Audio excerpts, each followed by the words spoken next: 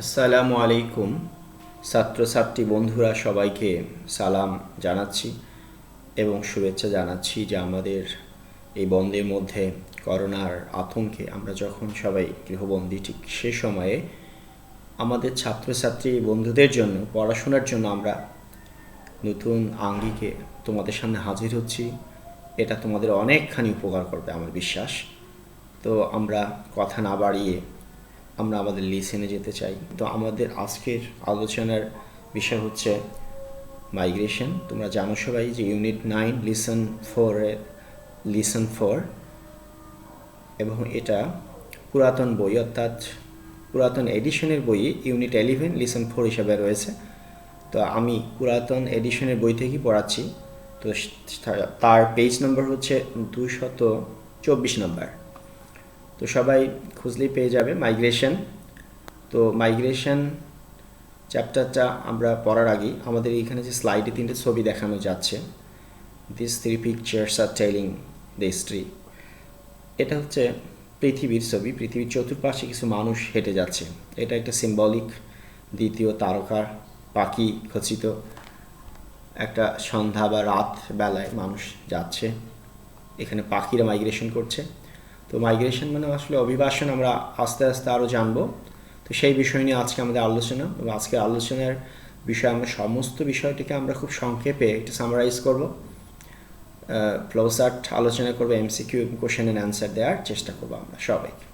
তো সবাই খাতা কলম নিয়ে রেডি হয়ে বসে পড়ো। অনেকখানি তোমাদের কাজে লাগবে, কারণ আমরা এখানে আকাশ থেকে পড়াচ্ছি না, তোমাদের বই থেকেই পড়াচ্ছি বিষয়গুলো। তো যাই হোক, আমরা প্রথম স্লাইড আমরা দেখলাম, বিষয়টা নিয়ে আমরা আলোচনা করছি। Unit 9 listen for new books, unit 11 listen for old ভার্সনের পেজ আছে 224 পৃষ্ঠা। তো আমরা এরপর যাচ্ছি, আমরা এখন একটু আলোচনা করছি যে এখানে দেখো সবাই কিছু ওয়ার্ড মিনিং রয়েছে, সব কিছু ওয়ার্ড মিনিংগুলো রয়েছে এখানে আমাদের কাছে থেকে। ওয়ার্ড মিনিংগুলো দেখার চেষ্টা করবো আমরা। তো এই ওয়ার্ড মিনিংগুলোর মধ্যে আছে migration, the act of moving from a place to another. দ্বিতীয় আছে era, a certain period of time, predominantly প্রধানত বা primarily, reveal to uncover what was hidden প্রকাশ করা, rapid happening in a short period of time. তারপর রয়েছে scatter, ছড়িয়ে ছিটিয়ে থাকা। আমরা এটা যদি দেখি ডিসপার্স, ছড়িয়ে ছিটিয়ে থাকা। আর একটা রয়েছে আফোল্ড, কনফার্ম আর সাপোর্ট সামথিং, মানে হচ্ছে আবদ্ধ থাকা। তো যাই হোক, এখানে আরও অনেক অনেক অনেক ওয়ার্ড মিনিং রয়েছে। তো সেই ওয়ার্ড মিনিংগুলো আমরা আসলে বইয়ের মধ্যেই পাবো। তারপরে আমাদের আরও যদি কিছু ওয়ার্ড মিনিং আমাদের আটকে যায়, তো আমরা সেটা ডিকশনারির সাহায্য নিতে পারি, তাহলে আমাদের খুবই ভালো হবে। তো ছাত্রী বন্ধুরা, আমরা পরের স্লাইডে যাব। এই স্লাইডের আমাদের আজকে লিসেনে আলোচনার ব্যাপারটা নিয়ে আমরা আজকে আলোচনা যে করছি, সেই আলোচনার বিষয়টা নিয়ে আমরা আজকে এখানে মূল থিমটা বলা যায় কজেস অফ সিলেটি মাইগ্রেশন। আসলে এখানে সিলেটি মাইগ্রেশন তথা বাংলাদেশের মাইগ্রেশন কীভাবে ব্রিটেনে হয় সেটি নিয়ে আলোচনা করা রয়েছে। তো এখানকার মধ্যে আমরা 3টা কানেকশন পাই। একটা হচ্ছে শিপ বিজনেস, এমপ্লয়মেন্ট উইথ ব্রিটিশদের সাথে, সেই ব্যবসার সাথে জড়িত ছিল সেই সিলেটের কিছু লোক। তাদের সঙ্গে পরিচিতি ছিল বলেই পরিচিতির মাধ্যমে আমাদের দেশের মানুষ ব্রিটেনে প্রথম পাড়ি জন্মায় 1930-এর দশকের দিকে। তারপর shortage of labour after the war. তো shortage of labour after the war মানে যুদ্ধের পর, বিশেষত দ্বিতীয় যুদ্ধের পর ব্রিটিশের অর্থনীতির খুব 12টা বেজে যায়, তাদের শ্রমিক সংকট দেখা যায়। তো এই কারণেই তারা কলোনিয়াল কান্ট্রিগুলো, তো আমাদের সাবকন্টিনেন্ট থেকে তারা টেনে নেয়। তো সেক্ষেত্রে সিলেটের যেহেতু পরিচয় ছিলই, তো এই সিলেট থেকে বেশি যায়। তো good relation with the British, এবং আমরা বরাবরই বলছি যে ব্রিটিশদের সাথে সিলেটিদের ভালো সম্পর্ক ছিল বলেই তারা সেখানে যেতে পেরেছে। তো বন্ধুরা সবাই বুঝতে পারছো আমি বাংলায় বেশি বলছি, তো সবাই আশা করি বুঝতে পারছো, এবং সেই বুঝার উপর ভিত্তি করে আমাদের পরের লিসেন স্লাইডগুলোতে আমরা যাব। তো আমরা এখন আজকে যদি মূল বিষয়টা আলোচনা করতে চাই যে কী কী বিষয়গুলো এখানে ছিল। তো প্রথম আমরা বলেছি যে migration from the Bangladesh to Britain started in 1930s and it was predominantly a Sylheti phenomenon মানে ঘটনা। তো 1930-এর দশকে প্রথম ব্রিটেনে বাংলাদেশিরা শুরু করে অভিবাসন শুরু করে, এবং সেটা একটাকে বলা যায় যে অন্য কোনো বাঙালি সেখানে অংশগ্রহণ ছিল না, শুধু সিলেটেই ছিল। দে আর প্রিডমিনেন্টলি রিমার্কেবল বা primarily the Sylheti peoples keep their feet into Britain. তো আমরা দ্বিতীয় after the world war due to labour shortage ঘাটতির জন্য, শ্রম ঘাটতির জন্য British government encouraged labour migration from its former colonies. এর প্রাক্তন যে উপনিবেশগুলো ছিল সেই উপনিবেশ থেকে যাতে শ্রমিকরা যায়, শ্রম যায়, এই জন্য উৎসাহ দিয়েছিলেন, ইন্সপায়ার করেছিলেন। তো আমরা এই দুটো বইয়ের মধ্যেই রয়েছে, আমরা সেই ব্রিফিং করেছি যাতে আমাদের অল্প সময়ের মধ্যে আজকের লেসনটা আমরা খুব ভালো করে বুঝতে পারি। তো যাক, এবার আমরা নেক্সট স্লাইডে আসলাম। সেই নেক্সট স্লাইডের আগের পড়াটার ধারাবাহিকতা রয়েছে। সেখানে বলা আছে যে পোস্ট ব্রিটিশ ইকোনমি মানে যুদ্ধোত্তর ব্রিটিশ অর্থনীতির চাহিদা হয়েছিল, প্রয়োজন হয়েছিল চিপ মানে সস্তা, প্লেন্টিফুল মানে প্রচুর শ্রম দরকার ছিল, যেটা নেওয়া হয়েছিল, নিয়োগ করা হয়েছিল, টেনে নেওয়া হয়েছিল সাউথ এশিয়া থেকে, এবং সাউথ এশিয়া থেকে বাংলাদেশের থেকে Sylhet. However, along with people from poorer backgrounds, small numbers of urban and upper middle class Bangladeshis also migrated. অর্থাৎ এর সঙ্গে আস্তে আস্তে প্রথম তো ভূমিহীন কৃষকরা গিয়েছিল, তারপর আস্তে আস্তে দারিদ্রতর প্রেক্ষাপটের মানুষ, তারপরে উচ্চ মধ্যবিত্ত শ্রেণী, তারাও দ্বিতীয় বিশ্বযুদ্ধের পর শিক্ষার উদ্দেশ্য সেখানে গিয়ে সেটেল হয়েছিলেন। তো আমরা মোটামুটি বুঝতে পারছি যে আজকে listen totally highlighting today's Bangladeshi migration into Britain, তাই না? আচ্ছা, রাইট। তো এরপরে আমরা এই পড়াগুলো আসলে আমরা খুব তাড়াতাড়ি যাচ্ছি এই কারণে যে আমাদের একটা আইডিয়া তৈরি করতে পারলে আজকের লিসেনের আমাদের এই সফল হবে। তো এরপরে আমরা এরপরে যাচ্ছি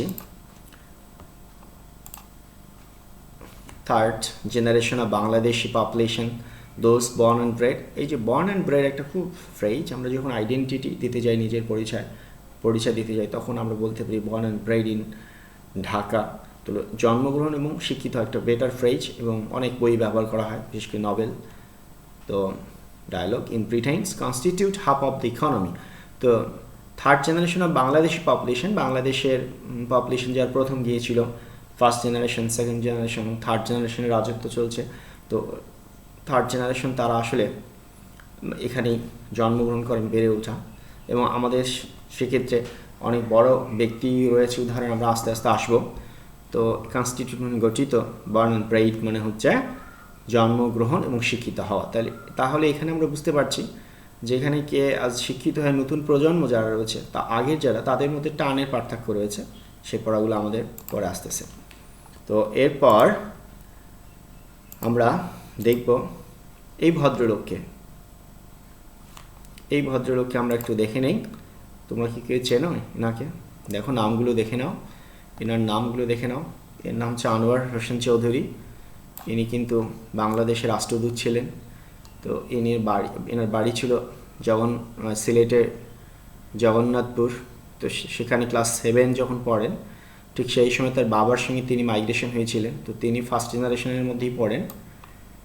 তো তার প্রতি তো টান রয়েছে বাংলাদেশে, তিনি বাংলাদেশি রাষ্ট্রদূত ছিলেন, এবং যাওয়ার সময় কিন্তু অনেক কান্নাকাটি করেছিলেন, কারণ আবেগ এবং টান। তো ইনি সিলেটের লোক, রাইট? আমরা একটা ভালো উদাহরণ পেলাম।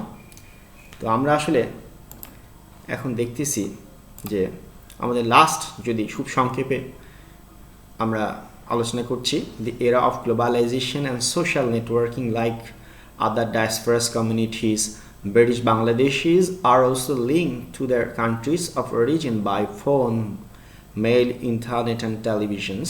তো এগুলোর মাধ্যমে তারা বাংলাদেশি মানুষের সঙ্গে যোগাযোগ রক্ষা করে চলে। তাই না? তো এরামনি যুগ, বিশ্বায়নের এই যুগে সামাজিক নেটওয়ার্কিং, টুইটার, এই যে আমি আজকে তোমাদের সঙ্গে আমার এই বক্তব্যটা তোমরা পাচ্ছ ফেসবুকে কিংবা ওয়েবসাইটে, পাবে ইনশাল্লাহ। তো সেটি কিন্তু আসলে এই নেটওয়ার্কিংয়ের মাধ্যমেই হচ্ছে। তো তোমরা সবাই বুঝতেই পারছো যে আমরা খুব সংক্ষেপে আলোচনা করছি। তো আমরা আসলে 1930-এর দশকে প্রথম যে মাইগ্রেশন শুরু হয়েছিল বাংলাদেশ থেকে ব্রিটেন, তার আলোকে আমরা মোটামুটি একটু ইতিহাস জানলাম। তার সঙ্গে আমাদের আসলে ওয়ার্ড মিনিংগুলো জানা কিছুটা হইলে হলো, এবং সেক্ষেত্রে আমরা প্রত্যেকটা লাইনে যদি মানে প্রশ্ন এবং উত্তর করা শিখি, তাহলে আমাদের কোশ্চেনের অ্যান্সারগুলো উত্তর করা খুব সহজ হবে। তো যাই হোক, আমরা আজকে সংক্ষেপে যেহেতু আলোচনা করছি, তাই আমরা এখন যাব আজকের আলোচনার মূল যে বিষয়টি, এমসিকিউ টাইপের কোশ্চেনগুলোকে আমরা এখন আলোচনা করব।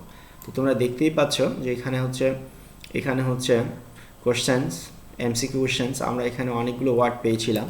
তো সেই ওয়ার্ডের আলোকে যদি আমরা আজকে আলোচনা করতে যাই, তাহলে আমরা দেখতে পাবো, এখানে কি দেখতে পাবো, আমরা এখানে দেখতে পাবো যে choose the correct answer from the alternative. এভাবে তোমাদের 5টা কোশ্চেন থাকবে। তো এখানে আমি মাত্র 3টা দিয়েছি। তোমাদের ভাবার কারণ নেই যে 3টে থেকে প্রশ্ন আসবে। তোমাদের অ্যাটলিস্ট 50, তোমাদের বই যে 50-60টা রয়েছে, তোমরা সবাই চর্চা করবে এবং ভালো করে পড়বে। দি ওয়ার্ড এমপ্লয় মিনস, তো এমপ্লয় 2 নম্বর লাইনে প্যাসেজে কী বোঝায়। তো এখানে 4টা শব্দ রয়েছে, বাঙ্ক, অ্যাপয়েন্ট, রিজাইন, স্যাক। সবগুলোর একটু অর্থ রয়েছে। তো একটা ছাত্রের উচিত এই সবগুলো অর্থ পড়া, তাহলে তার যেমন ওয়ার্ড পাওয়ার বাড়ে, কিন্তু ওয়ার্ড পাওয়ারও বাড়ে, তার মানে এগুলো এমনি সে দিতে পারবে। তো এখানে দি এমপ্লয়মেন্ট নিয়োগ করা, তো এখানে হচ্ছে আমাদের অ্যাপয়েন্টের সাথে মেলে যায়। আর বাং মানে তো পালিয়ে যাওয়া। তো word employ, bunk, appoint, resigns, sack. Resign মানে পদত্যাগ করা, তো অ্যাপয়েন্ট মানে নিয়োগ করা। তো আমরা তো জানি যে নিয়োগ করেছে, রিক্রুট, এমপ্লয়, অ্যাপয়েন্ট, তাহলে এখানে অ্যাপয়েন্ট হয়ে যাবে। তো select peoples started to immigrate to Britain in the last century, আমরা জানি 1930-এর দশকে যায়, তাহলে এটা 20th century, তাহলে এটা অবশ্যই 20th century হবে। এরপরে হচ্ছে what does the word encourage, line 4। Encourage মানে আমরা জানি ইন্সপায়ার, উৎসাহ দেওয়া। তো এখানে দেয়া আছে, এখানেও আছে ইন্সপায়ার, তাহলে আমরা এখানে অবশ্যই ইন্সপায়ার শব্দটা দিব। তো আমি এখানে 3টা আলোচনা করলাম, 3টা মাত্র এমসিকিউ মাল্টিপল চয়েস কোশ্চেন আলোচনা করলাম। এই 3টা পড়েই তোমাদের ভাবা যাবে না যে এই 3টাই শেষ, তোমাদের আরও বেশি পড়তে হবে, এবং এটা হোমওয়ার্ক আকারেই থাকবে আমাদের পড়াগুলো। তোমরা সবাই উত্তর 4টে করে না লেখে এই প্রশ্নটা লিখবে যে ওয়ার্ড এমপ্লয়, তারপর উত্তর, তারপর উত্তর। এভাবে যদি লেখো তাহলে একটা পেজের মধ্যে অনেকগুলোই লিখতে পারবে। তো আমরা পরের লিসেনে আসি। আমাদের কোশ্চেন্স অ্যান্ড আনসারগুলো যদি আমরা দেখি, তো এই কোশ্চেন্স অ্যান্ড আনসার আমরা এটা ভালো করে পড়লেই উত্তরগুলো দিতে পারবো। আর আমরা চেষ্টা করবো যে আমাদের উত্তরগুলো যেন বইয়ের সাথে হুবহু মিল থাকে। তো সেটাই ফুল ক্রেডিট ভালো হয় এবং ভালো মার্কস পাওয়া যেতে পারে। অনেকে অনেক বেশি মুখস্থ করে, 3-4টা লাইন মিল নাই শর্ট গাইড থেকে, নোট থেকে। তো আমরা সেটা এড়িয়ে চলবো। Why did British government motivate colonial labour migration, তো কেন ব্রিটিশ সরকার উৎসাহ দিয়েছিল কলোনিয়াল উপনিবেশিক শ্রমিক অভিবাসনকে? আমরা জানি দ্বিতীয় বিশ্বযুদ্ধের লেবার শর্টেজের কারণে। তো এখানে পাস্ট টেন্স দিয়ে শুরু হয়েছে, তো আমরা উত্তরটা এভাবে দিব, the British government motivated colonial labour migration for it labour shortage after the world war 2। তো এভাবেই কিন্তু আমরা উত্তরটা দিতে পারি, বইয়ের মধ্যে মিলাই আমরা কিন্তু উত্তর দিতে পারি। তো who migrated to Britain before the world war 2 and why, দ্বিতীয় বিশ্বযুদ্ধের পূর্বে কারা কারা মাইগ্রেশন করেছে? তাহলে আমরা জানি এখানে পিজেন্ট্রি, দরিদ্র এবং ভূমিহীন মানুষ, তাহলে peasant peoples, peasantry peoples, the peasants migrated to Britain before the world war because Britain need cheap labor and the landless people, especially the peasant folk, migrated to Britain. তারপরে আমরা যদি প্রশ্নটা দেখি যে how many Bangladeshi live in the UK and mainly where, তো এখানে বাংলাদেশি পিপলরা ইউকেতে বাস করে। তো আমরা এখানে দেখব যে how many Bangladesh live, Bangladesh এখানে পরিসংখ্যানটা রয়েছে, তোমরা এখানে পড়ে উত্তরটা দেওয়ার চেষ্টা করবে যে বাংলাদেশি পিপল বাস করে। তো সেটা আমরা এখানে দেখব, খুব চমৎকার করে দেওয়া আছে উত্তরগুলো। তোমরা লিখবা লোকেটেড ইন দ্য ওল্ডহ্যামের কথা বলা আছে, population outside London is located in Oldham and the others scattered across Birmingham, Luton and Bradford. এখানে বইয়ের মিডল অংশে দেয়া আছে, তোমরা এগুলো পড়বা। পড়া ছাড়া তো আসলে এই লেকচার শুনে তো খুব একটা কাজ হবে না তুমি যদি লেখাপড়া না করতে পারো। আর আমি কিন্তু বাংলায় বলছি যাতে তোমার বোঝার সুবিধা হয়। তো এরপর আমরা আসি আজকের পড়ার মধ্যে। আমরা এই পড়াটা তোমরা কিছুক্ষণে দেখতে পারবে যে এই যে দেখো চার্টটা, এটা হচ্ছে ফ্লো চার্ট। একটু হয়তো দেখতে কষ্ট হচ্ছে, আমাদের টেকনিক্যাল কিছু প্রবলেম তো আছেই, তো আমরা একসময় কাটিয়ে উঠবে ইনশাল্লাহ।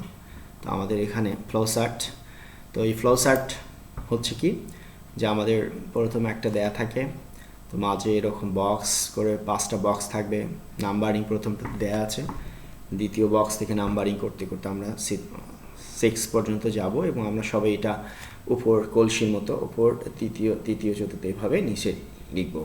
এভাবেই লেখা যাবে, কিন্তু এভাবে লিখলে খুবই ভালো হয়, ভালো লাগে। এবং বক্সগুলো আসলে আমরা সবাই যেন সমদৈর্ঘ্য লিখি এবং নাম্বারিং করি। এই যে অ্যারো চিহ্নগুলো রয়েছে, অ্যারো চিহ্ন আমি এখানে এটা দেখিয়েছি যেভাবে, এভাবে লেখার দরকার নেই, তোমরা উপর থেকে নিচে লিখবে।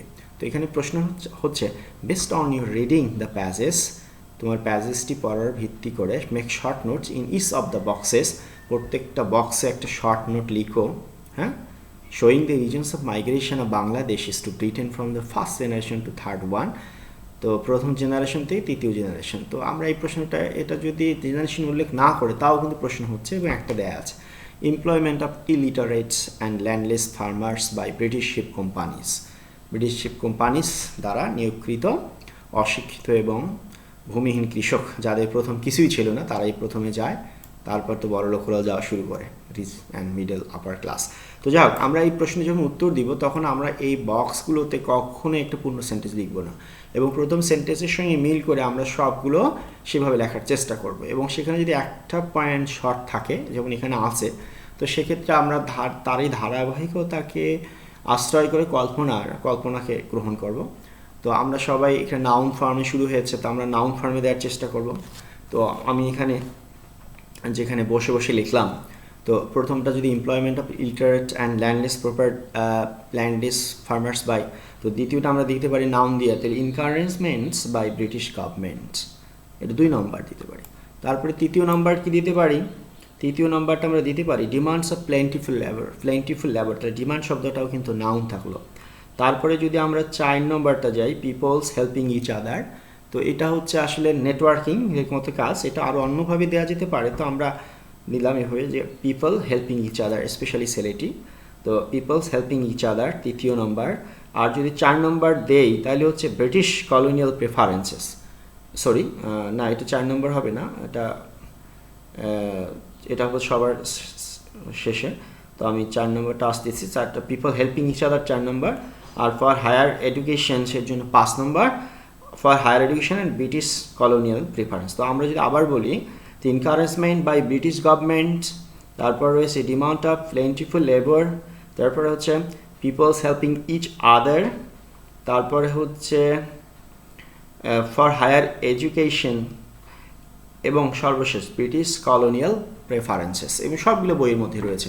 সুতরাং আমাদের ভয়ের কিছু নেই, চেষ্টা শুধু করতে হবে। তো সেটাই আমরা নেক্সট যাব। তো আমরা খুব সুন্দর করে আলোচনা শুনলাম, এখন যদি আমরা আজকে আলোচনাটাকে ব্রিফিং করি, আমি যদি তোমাদের বলি যে তোমরা আসলে কি কি পড়লা বলো তো, তাহলে তুমি কল্পনা করো, তো সেই কল্পনাটাই আমাদের সামারি মানে আমাদের লিখতে হবে অ্যাটলিস্ট 1/3 অফ দি মেইন প্যাজেস। তো here we read the pages carefully and try to pinpoint and try to give you a sense. আর সামারি সবসময় হবে এরকম শর্ট, মানে সবচেয়ে ছোট কপি একটা, মানে বড়টা জিনিস থেকে আমরা কপি করে ছোট করবো এবং সেটা সেই উদাহরণ সাল এগুলোকে আমরা বাদ দেওয়ার চেষ্টা করবো। তো আমরা যদি এটা পড়ি, the Bangladeshis as Seletis started to migrate in Britain before First World War. After the Second World War, Britain needed much more plentiful labor to remake their post-war economy. Later, middle class, upper middle class, and educated people joined in this migration. But second and third generation uphold their Muslim identity, where first generation likes their Bangladeshi identity. The migrant peoples remain touched with father's land by technological way. তো আমরা যদি এটাকে বাংলা করে বলি যে Bangladeshi celebrity হিসেবে বাংলাদেশিরা Britain যাওয়া শুরু করে প্রথম বিশ্বযুদ্ধের সময় বা পূর্বেই, এখানে সেকেন্ড বিশ্বযুদ্ধের পূর্বেই। After the second world war Britain needed much more plentiful labour. ব্রিটিশদের দরকার হয়েছিল প্রচুর শ্রম এবং সস্তা শ্রম to make their post war economy, যুদ্ধোত্তর অর্থনীতিকে গড়ে তোলার জন্য। লেটার মিডল ক্লাস, পরবর্তীতে মিডল ক্লাস, মধ্যবিত্ত শ্রেণী এবং উচ্চতর মধ্যবিত্ত শ্রেণী এবং শিক্ষিত সম্প্রদায় এই মাইগ্রেশনে যোগ দেয়। এবং সেকেন্ড এবং থার্ড জেনারেশন এভাবেই তাদের ওখানে যে সেকেন্ড এবং থার্ড জেনারেশন গড়ে ওঠে। দে আফোল্ড দেয়ার মুসলিম আইডেন্টিটি, তারা মুসলমান হিসেবে পরিচয় দেওয়ার পছন্দ করে, কিন্তু first generation like the Bangladeshi identity.